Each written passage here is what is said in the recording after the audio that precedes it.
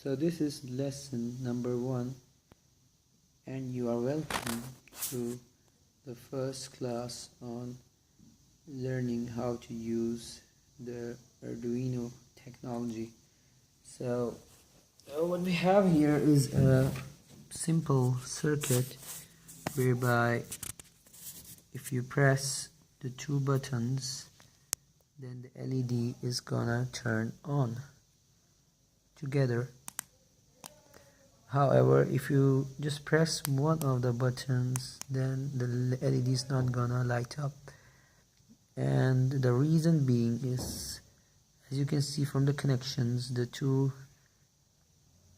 switches are connected in series. This is a series circuit.